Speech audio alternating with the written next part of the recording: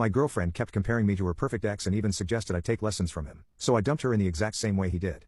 I, 28M, met my girlfriend, Claire, 26F, about 18 months ago at a mutual friend's backyard barbecue. The chemistry was instant, she was sharp-witted, fun, and we shared a love for outdoor adventures and traveling.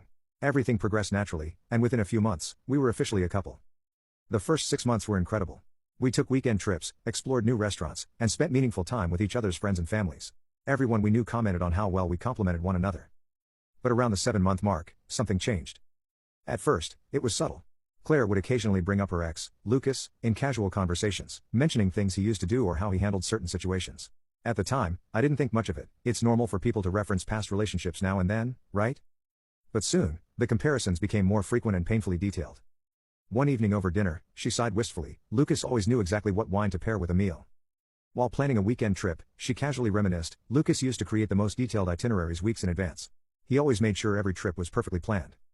Even during lazy nights watching TV, she'd casually mention, my ex gave the best shoulder massages during movie nights. I tried to be patient, but as the remarks piled up, it started to wear me down. Eventually, I sat her down for an honest conversation about how these comparisons made me feel. She apologized, promised to be more mindful, and, for about 2 weeks, things seemed to improve. Then she fell right back into her old habits. What really pushed me to the edge was when she started actively suggesting I should learn from her ex. One night, while we were having dinner at her place, she smiled at me and said, Lucas used to leave little love notes around the apartment, just simple things, like listing what he adored about me. Maybe you could try that? After a minor disagreement about household chores at my apartment, she casually said, Lucas and I had this perfect system where we divided tasks based on our schedules.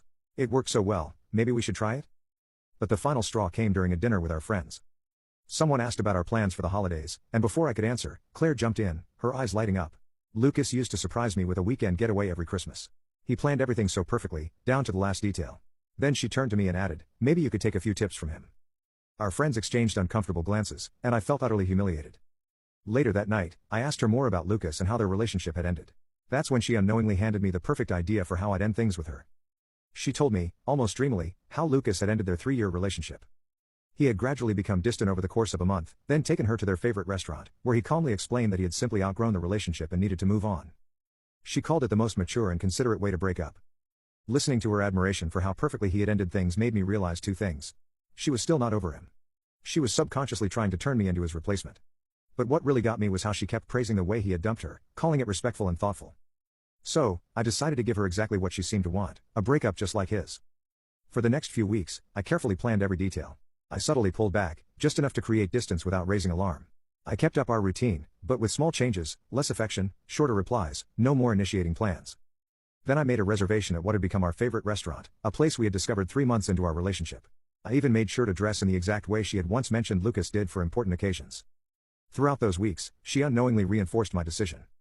When I bought her flowers, she sighed, Lucas always knew my exact favorite type. When I cooked dinner, she casually remarked, Lucas learned to make real Italian cuisine after studying abroad. It was like I was living in the shadow of a man who wasn't even there. But the moment that sealed my decision happened at a friend's engagement party. Claire spent 20 whole minutes talking about how Lucas had proposed to his new girlfriend, how creative and romantic it was. She ended her little speech with a wistful sigh, saying, he always did have a way with grand gestures. Then she turned and gave me a pointed look. I kept my expression neutral, playing the part of the understanding boyfriend. But in my head, I was finalizing my exit strategy. The stage was set. I made the reservation for a Thursday evening, just like Lucas had. And on that night, the atmosphere was perfect. The restaurant had just enough noise to provide background ambience without being overwhelming. The air was crisp but pleasant. We were seated at a quiet corner table. Claire was in an especially good mood, having just received a promotion at work. She beamed at me, clearly expecting a celebratory evening. And then, right on cue, she started reminiscing. You know, when I got my last promotion, Lucas threw me a surprise party. It was so thoughtful. I let her finish her story, then smiled and said, you know, all these months of hearing about your ex have been really enlightening. Her face registered surprise, probably because I had never directly addressed her comparisons like this before.